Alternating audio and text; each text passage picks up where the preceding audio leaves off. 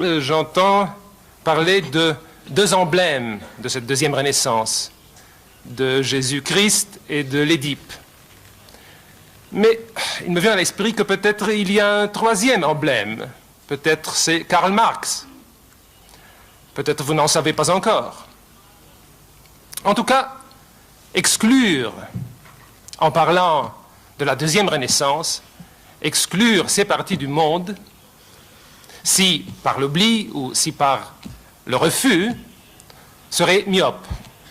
Je ne fais pas de discours politique, je fais un discours sur l'avenir du monde, sur la perspective de la deuxième Renaissance. Si nous voulons la vivre, si nous voulons la survivre aux faces du danger de l'explosion nucléaire, de la catastrophe nucléaire, nous devons penser de cette façon que la deuxième Renaissance couvre tout le monde.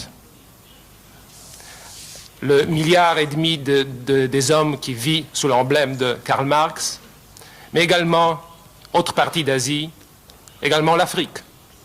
Sinon, l'aventure de Tokyo, de Rome et de New York serait une aventure dans une tour d'ivoire. Mais, heureusement, pendant le congrès, j'ai entendu parler qu'il y aura un congrès à Cracovie, qu'il y aura un congrès à Pékin, à Budapest. Et alors, j'espère que la réflexion sur la deuxième Renaissance fera que tout le monde en participera. Je le souhaite vivement. Merci.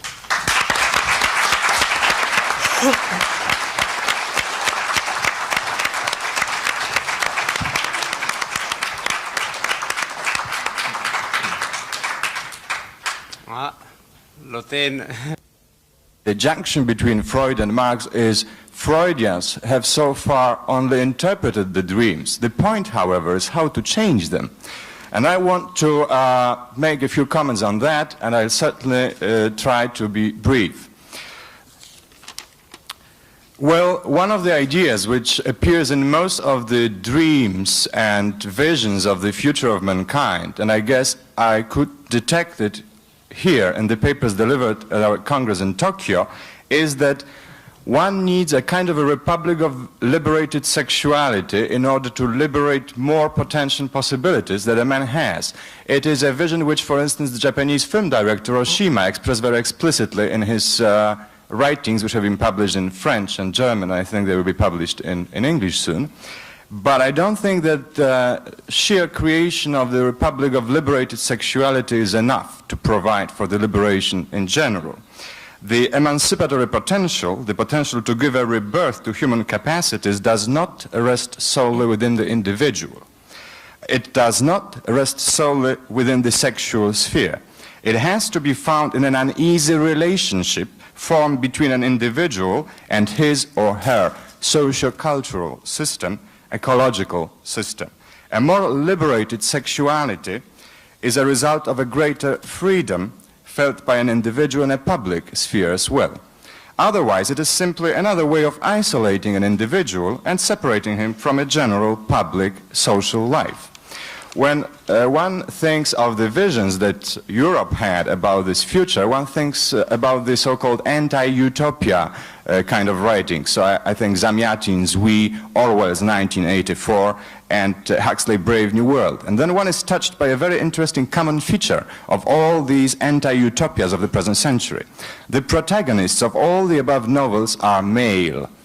They are successfully challenging the established systems which have tried to turn them into cogs in machine. Their primary impulses to rebel stem from a feeling of individual freedom boosted by erotic love. In a sense, if they did not fall in love, they would not rebel. In a sense, unhappy sexual self made them rebellious. A refusal to submit to the norms of family life or to the accepted forms of free sex ends in an attempt to form a meaningful, mature, erotic relationship. In attempting to love as fully as possible, an individual comprehends the hostile system and tries to blow it up. The world should end with a bang, not with a whimper. Pace Elliot. Now, we can imagine that, that we live in another world in which all the postulates, all those assumptions of the novels have been satisfied. I mean, there is free love. Let's imagine that the students won in May 1968 in Paris, and capitalism lost. If the students kept their word about sexual liberation, we would be probably having orgasms on barricades right now, as a matter of fact. If the students kept their word about political liberation, they would have imposed a socialist system on their society. But does a history of the existing socialist societies warrant any hope for a better, more liberated style of life? Well, there's a question, including sexual life.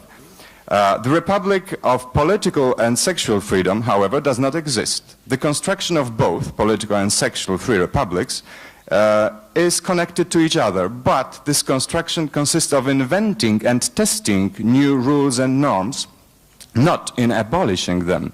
Dynamic nature of our societies and the requirements for change. Alors, si quelqu'un veut avoir beaucoup d'autres éléments sur tout le matériau freudien qui est inédit et sur cette affaire de scandale, peut parler plus en détail à Peter Swells après. Donc maintenant, je l'invite vraiment à faire juste une annonce. La lettre de Freud est ici, photocopiée, donc je est traduite en anglais. Donc. Merci. Merci. Ladies and gentlemen, this lecture is entitled The question, sexuality. Where is the East coming from? Where is the West going to? C'est arrivisme. I am an historian and researcher on the life and work of Sigmund Freud, as Mr. Verdiglione has kindly explained. So, to be as speedy as possible, I shall pick up with Freud's life. I want to tell you, many of you will already know, that throughout his whole life long, Sigmund Freud passionately identified with a whole pantheon of figures, all of them gods, heroes, supermen.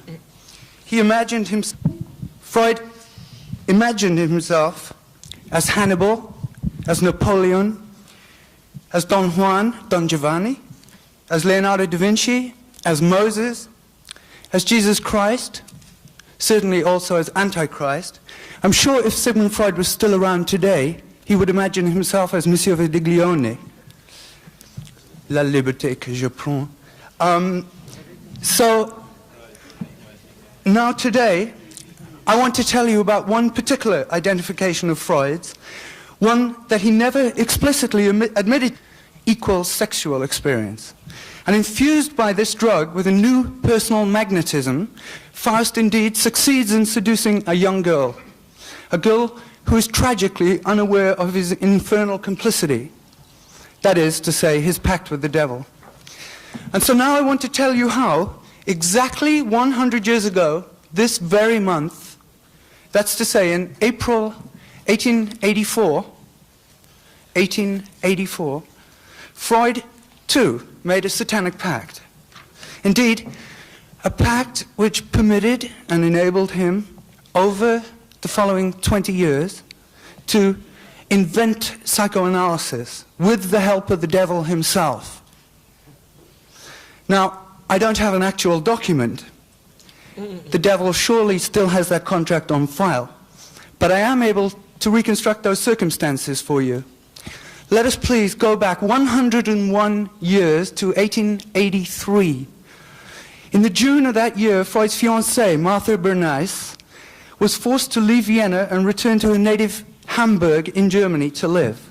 Freud was then a young doctor in training at the General Hospital in Vienna, a man just 27 years old, with barely any money, and therefore he had no prospect of marriage for another 6 or 7 years. And now, craving union with his fiancée, Freud plunged into despair and a terrible state of depression. For now, though, there was nothing he could do about it. Nothing except to continue with his work and to keep on hoping. And Freud began looking about, he began searching for for some scientific discovery which might make him rich and famous and thereby hasten his marriage. That September of 1883, in a letter to his fiancée Martha, Freud sought to reconcile himself to his miserable and frustrating situation. He wrote, and now I quote, "I have always thought that there is a short and a long way of achieving something. If the short one is blocked for me, then I will confidently take the long one. And this is precisely what is happening to me at the moment." But now note that Freud does not say he is averse to seizing the short way if it should present itself. Indeed, he will seize it if the chance presents itself. And note that the principle of there being a long and a short way of accomplishing something is axiomatic to the Satanic Pact. The devil promises immediate short-term gains. However, the payment is then deferred and excessive, in that ultimately he takes your soul, your very soul. So the deal is really the domination of an illusion, of a fantasy, of a dream, because ultimately the devil takes everything. Now, interesting.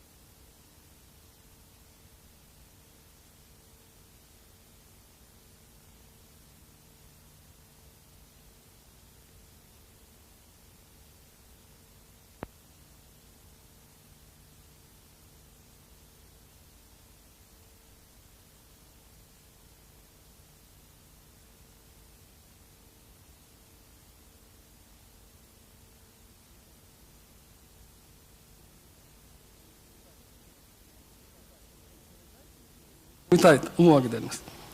で、第1日目に梅沢先生がお話しなさいました中に3つ大変面白い問題がございました。一つは日本はすでに数万年前縄文文化の時代から大変いろんな工夫がなされ、庶民の天才的な人たちによる創造というものが比較的少なくて、実は非常に数多くの一般大衆の、非常にささやかな創意工夫が積み重ねられて、日本の社会の大きな進歩が生み出されてきたんではないか。例えば外からの重要なインパクトを受けて日本人が多くのものを海外から学びますけれども、こういったインパクトを取り巻く日本人自身の無数ともいえる創意工夫というものがあったからこそ、こういったインパクトを生かすことができたんではないか。で、最近日本の経営の中で、クオリティコントロールサークルですか、QC サークルというのが非常に注目を浴びております。で、これはまさに、高度の教育を受けたエンジニア、天才的な人たちの工夫ではなくてですね、現場で働く名もない労働者たちの工夫であります。で、こういったQC サークル活動が非常に日本で成功している。その背景にはそういったシステムそのものだけではなくて、こういったものを支える日本人の名もない庶民の創造性というものが非常に大きな役割を果たしているのではないか。ちなみに私、若干データを持ってまいりました。これは若干古いんですけれども、昭和56年に導いてきた一つの有力な原因ではないか。しかもこういった知識が日本の場合には共有知識となりましてですね、多くの人の間に共有される。井戸端会議というのはその一つの情報交換の場であったと最近私は思うわけですけれども、こういった庶民の工夫が蓄積され共有財産となって日本の進歩が出てきた。結論を言えということですので、ちょっと端折って、申し上げたいと思うんですが、実は第一のルネサンスというのは非常に富が偏ってですね、財産を蓄積した貴族の周りに、La deuxième renaissance, s'il vous plaît. Oui. 第一の、first. Traduction. Ah, la première. La première. La première. 第一のルネサンスは貴族の周りに少数の天才がですね、異臭して、作られたものであろう。で、日本はそういった貴族文化がそれほど果たしなかった。で、最近所得が平準化しまして生活水準が向上してまいりますと、その手の絢爛たる文化というのはむしろ停滞するんではないか。ところが日本の場合にはそういう少数の天才によってではなくて、極めて大勢の庶民によって、創造性が担われましたために所得が平準化し生活水準が向上する中で、むしろ最近日本人の創造性が解放されるような方向が現れているのではないか。2、3例を挙げたいんですが、例えば10人くらいのベンチャービジネス、小さな企業がある特殊な商品に対して非常に優れた技術で世界の 90% のシェアを確保する。あるいはもう稼がなくても特許料で十分食えるような大変な発明をしている企業もありますし、最近株式を公開したあるベンチャービジネスは、十数名の働く人たちが株式があまりにも高く売れたために全員億万長者になってしまった。これはいかにその多くの工夫発見発明がなされているかと、あるいはあるわけであります。で、先ほど、どなたでしたか、第二ルネサンスは大衆のルネサンスになるのではないか、大変優れたご指摘があったわけでありますけれども、もし日本の庶民のこういった想像力が、これが日本で上映される場合には、これまた日本の観客の皆さんはご承知と思いますけれども、全てのですね、映画の主要なテーマの展開をなすあらゆるシーンに、ぼかし、黒いスモッグですね、ぼかしであるとか、あるいは白い蝶々のように人間が動くにつれてですね、人間の性器あるいは人間の性毛ヘアが動くにつれてそこを覆い隠すようなが決して文化的な事業だとは思わないわけですけれども、もし検閲もですねこと表現に関わるとするならば、文化に対する反文化というところに位置づけられるものとするならば、この検閲がですね、例えばサイエンティストが書いた面白い伝記があります。でこれを読んで、非常にオーウェルにもっと興味を持ちましたけれども、それを読んでいて、そのオーウェルが実は1984年に書いた世界と分裂病の類似性に気がついていたということが分かったわけです。でまずその点をちょっとご紹介しますけれども、確かこの1984年が世に問われたのは、あれは40か、そういう題の論文ですけれども、随筆ですけれどもその中でこういうことを書いているわけです。でそれは全体主義的な社会が確立されると、分裂病的な思考のシステムを打ち立てるようになると。そして、そこではそういう、社会では、その一方では常識の、法則が認められる。日常生活で、あるいはまたある種の厳密な科学においては認められると。けれども政治家とか歴史家とかそれから社会学者はそういうその常識的な考えを完全に無視してしまうと。で現在においてもその科学的な教科書を手を加えて変更するということはけしからんと思う人はたくさんいるだろうけれども、しかしその歴史的な事実を変更することに関しては何ら悪いことと思わない人がたくさんいると。でこういう皆さん大体お話1984年ってお話はご存知だと思いますから、小説の説明をすると長くなっていくらでも時間取ってしまいますから、皆さんご存知であるということを前提として、お話をします。で第一のこの類似点は、これは一番顕著な一番はっきりしているところですけれども、このオーウェルの1984年の世界では誰もが絶えずれの言葉を引用しますと、これは1984年という小説の割合ね初めのところに出てきますけれども、知っていて知らないと、結局二重なわけですね。to know and not to know、 知っていてまた知らない。それから一方では自分が本当に真実であるというふうに意識していて、他方ではこのLéonard par les habillements dans les tableaux, d'après le renseignement que j'avais, mais le professeur Augusto Marinoni peut confirmer, avait introduit la mode. C'est ça que je voulais dire, la mode a été inventée par la première Renaissance. La mode n'existait pas avant, et cela pas par hasard. L'invention de la mode est parallèle à l'invention de la publicité, du journalisme, de l'impression, etc.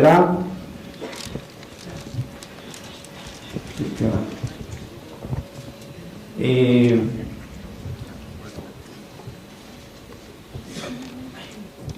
alors, à l'époque de Léonard, et Léonard contribue énormément à ça, il y a l'invention de la mode. C'est que pour cette première Renaissance,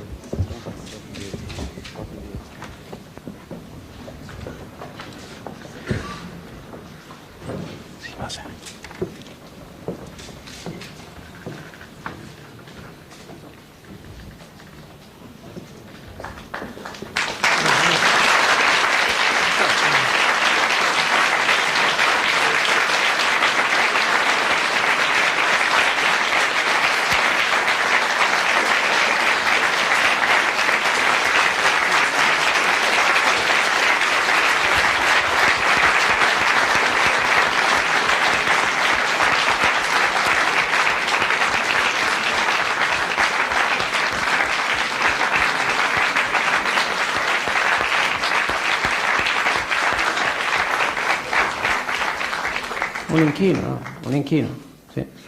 Ecco. No. Ok.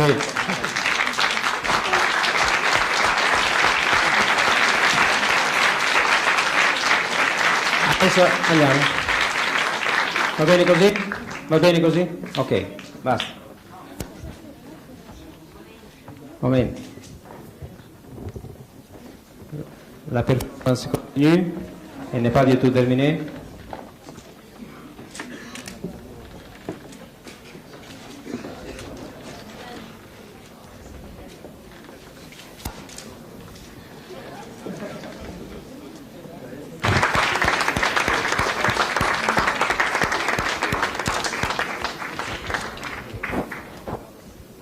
Bene, bene, molto bene.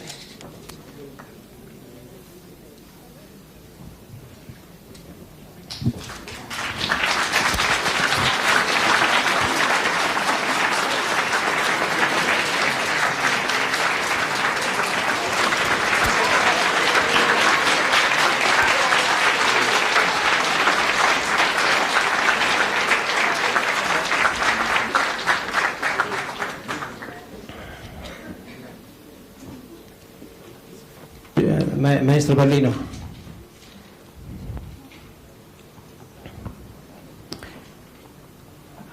Alors, Giuseppe Pallino est le styliste qui s'est occupé de la chorégraphie de cette salle.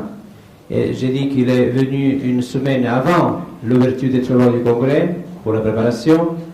Et il a construit, à partir justement des tableaux de Léonard, des dessins, ces coutumes que vous pouvez voir. Alors, je le remercie personnellement pour cette entreprise.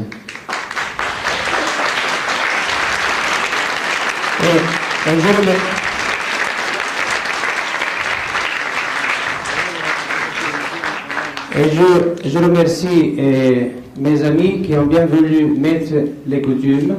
On a préféré comme ça, au lieu de demander à des modèles de venir et de mettre des coutumes.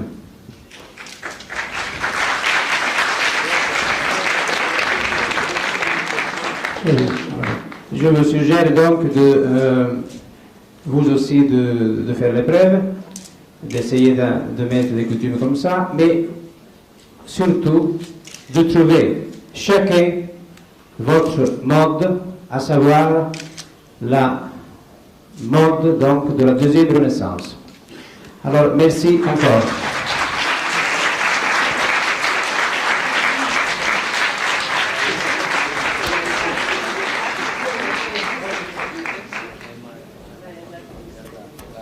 Alors maintenant, il y a...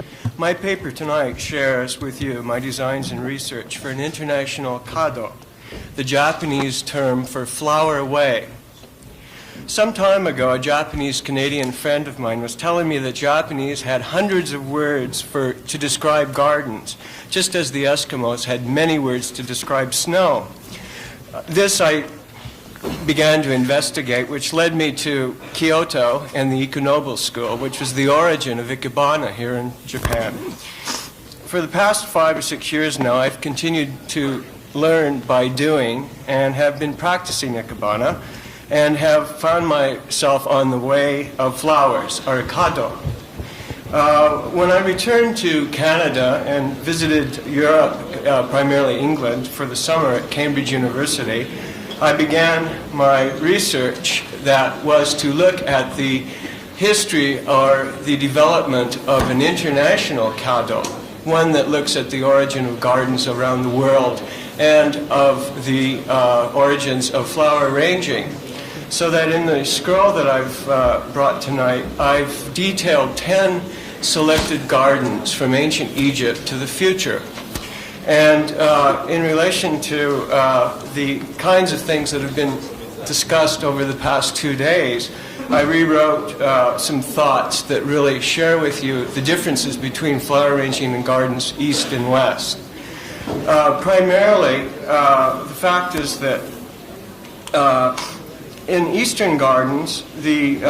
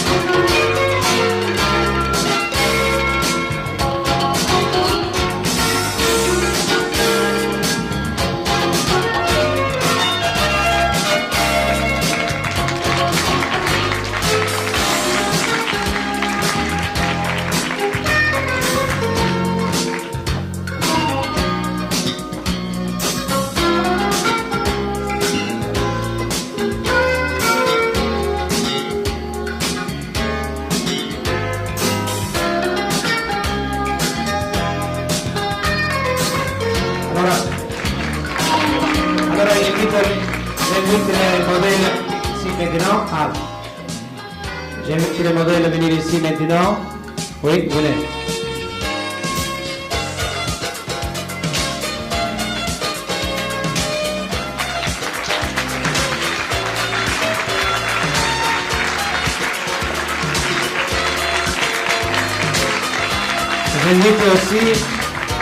J'invite aussi l'équipe d'ADZ qui a organisé la chose. L'équipe est constituée par Francesco Agostini, Carmelina Del Prete, Cesarina Mantegazza,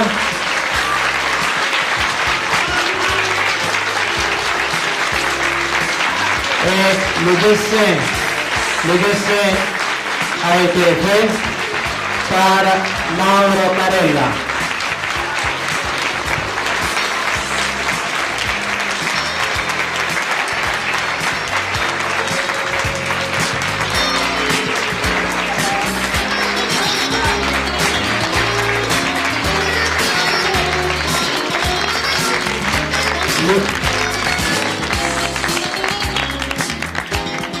Le dessin, les habillements ont été faits spécifiquement pour ce congrès et pour cette performance. Merci.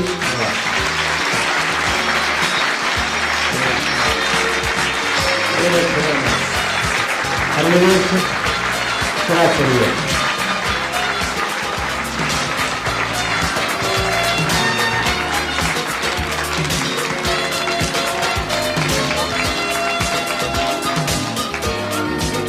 Ça va.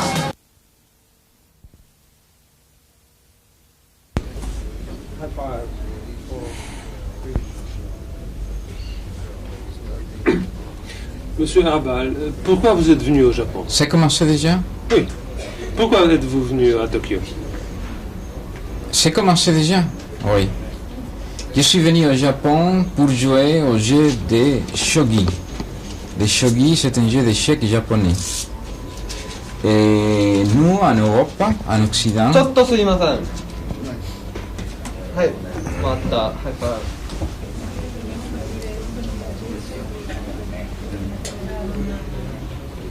Monsieur Arrabal, pourquoi vous êtes venu à Tokyo?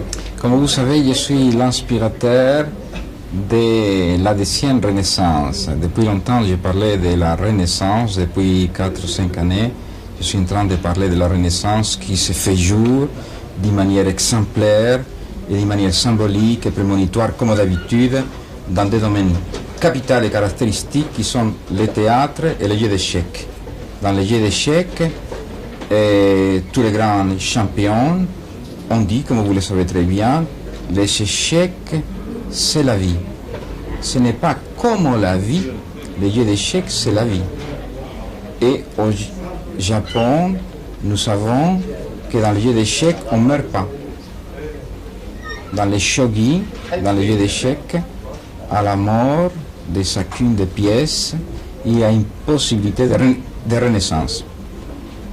Et lorsque j'avais inspiré cette deuxième renaissance depuis quelques années, j'étais frappé par le fait que déjà existait cette renaissance de manière symbolique, exemplaire dans ce jeu qui est la vie, aussi au Japon, et que c'est le jeu des shogi. Je suis très content, je crois que cette manifestation se déroule comme il faut, puisqu'il y a un maître de cérémonie qui est un psychiatre, un psychanalyste, et c'est une facette qui était importante à retenir, mais sans oublier les choses qui sont capitales, c'est-à-dire l'incorporation de l'Afrique. Avec moi, que je suis judéo-catholique, il arrive l'Afrique dans cette dernière renaissance qui sera africaine ou ne sera pas. Il y a Borges qui l'a signalé à la télévision de Tokyo hier avec moi. Il a dit avec force que le Pacifique sera africain ou ne sera pas. Et la seule question qu'on peut se poser à propos du Pacifique, de l'océan Pacifique, c'est si l'océan Pacifique est pacifique ou pacifiste. Parce que s'il est pacifiste, il ne faudrait pas l'appeler les pacifiques, mais les pacifistes. Mais vous aviez d'autres questions, je crois, mais possible. Oui, le sujet de ce congrès est d'où vient l'Orient, où va l'Occident? Comment vous entendez cette question? D'où vient l'Orient? L'Orient vient de l'Afrique. Où va l'Occident? L'Occident vient de l'Afrique. Donc, l'avenir, le passé, le monde est cyclique. Et en même temps, il n'y a pas d'éternel retour. Et le monde est cyclique parce que le monde a son code génétique. Et comme l'homme a son code génétique, et ce code génétique du monde est l'Afrique. Alors, d'où vient évidemment l'Afrique, cette terre de renaissance, et il est normal que je sois l'inspirateur de cette deuxième renaissance, étant donné que je suis africain, comme vous le savez. J'ai la nationalité espagnole, j'habite Paris, mon cœur se trouve à Matera, en Italie, à Wrocław, en Pologne, se trouve à Albuquerque, Nouveau Mexico, et se trouve surtout dans toutes les villes qui sont les sépulcres de Don Quichotte. C'est Don Quichotte qui est la figure africaine qui m'a inspiré pour pouvoir nommer cette deuxième renaissance. Et l'autre sujet du congrès, c'est la sexualité. Qu'est-ce que vous en pensez? Je pense que la sexualité dans cette dernière renaissance sera africaine ou sera point. Jusqu'à aujourd'hui, nous avons vécu une sexualité à caractère occidental ou bien oriental. Cela, évidemment, n'est plus acceptable ni accepté. On arrive à une sexualité triomphante dans la chasteté, une sexualité triomphante dans le mysticisme, une sexualité triomphante dans la passion chaste et dans la passion thérésienne, comme Sainte Thérèse d'Avila. Je répète, c'est une passion sexuelle africaine dans laquelle, évidemment, une fois de plus, pendant 4 années, j'ai donné les messages qu'il fallait donner afin de que Verdiglione, qui était un maître de cérémonie, que j'ai cherché avec allure asexuée, représente cette africanité. Et qu'est-ce que vous pensez que cette deuxième renaissance va apporter dans les années à venir? Et la deuxième renaissance a surtout apporté dans les années qui ont précédé. Dans ce qui a précédé, nous avons beaucoup apporté, parce que nous avons apporté le vide, l'envie. Tout le monde avait envie de cette deuxième renaissance. Donc, dans ce sens-là, comme une terre stérile qui attendait la floraison, c'est dans ce sens-là que nous avons apporté le plus à cette humanité qui était abattardie par ce conflit ridicule et matérialiste tous. Nous apportons une spiritualité africaine, conquérante, qui n'a de parallèle au monde. Ne riez pas de moi, cher ami. Non, mais qu'est-ce que vous entendez précisément par cette métaphore d'africanisation? C'est bien une métaphore. Je regrette, vous êtes trop dans un monde matérialiste, positiviste, pour parler de métaphores. Ce n'est pas une métaphore, je suis africain. Je peux vous montrer mon passeport. Il y a l'africanité judéo-catholique et créatrice de tous les piliers de la Renaissance. Judéo-catholique africains sont les 3 piliers de la Renaissance qui ont été Einstein, Freud et Arrabal, c'est-à-dire tous des Africains. Merci beaucoup. Je repose la question et je dis à quelqu'un de mes collaborateurs de demander si on peut arriver au moins à 6h15. Et c'est qu'il y a des courtes interventions. Alors parmi les amis, il y a ici à ma droite Jean Oury qui est intervenu au premier congrès 73, au deuxième. Le deuxième est originaire, donc au deuxième congrès 73, et qui est intervenu aussi dans d'autres congrès, aussi à celui de New York. Maintenant, cet après-midi, il a tenu une conférence à l'Institut franco-japonais. Et ce soir, au moment du débat général sur le congrès, à l'hôtel. Donc je ne peux faire qu'un commentaire extrêmement rapide. Et je profite d'ailleurs de l'exposé que j'ai entendu ces jours-ci de Tsutomu Iwasaki, et qui m'a intéressé. C'est un exposé sur l'état de grâce. L'état de grâce qui correspond à un concept, au fond, qui se rapproche beaucoup d'un concept freudien, il me semble, celui de sublimation, qu'il faudrait détailler. Mais il semble que par cette introduction, on peut mettre en question ces notions qui sont toujours difficiles et même discutables, d'universalité et d'internationalisme. C'est pas évident, hein, parce qu'il me semble que ça cache quelque chose, et que, tout au moins vu de ma pratique, dire d'introduire dans tout discours et dans toute pratique une dimension, quoi qu'on en dise, même l'organisation même de ce congrès, la façon dont ça se passe, c'est forcément marqué d'aliénation, et c'est pas une note péjorative, pas du tout. Alors c'est dans ce sens-là que également une autre notion, celle de la différence, devrait être évoquée. Alors j'avais dans ce petit texte retracé l'historique, rapidement, l'historique du concept, c'est-à-dire de reprendre au fond ses racines tout au moins européennes, ses racines latines et ses racines germaniques, hein, depuis le XIIIe siècle, le XVe, hein, je cite simplement les moments les plus cruciaux, et à partir du XVIIIe siècle prend forme des réflexions qui allient l'éthique et l'économique, en particulier avec Adam Smith et Hobbes. Mais alors c'est pour le plus important, le tournant en fin de compte, la mise en place la plus parfaite de ce concept, c'est à partir de Hegel. Je ne fais que citer, hein, et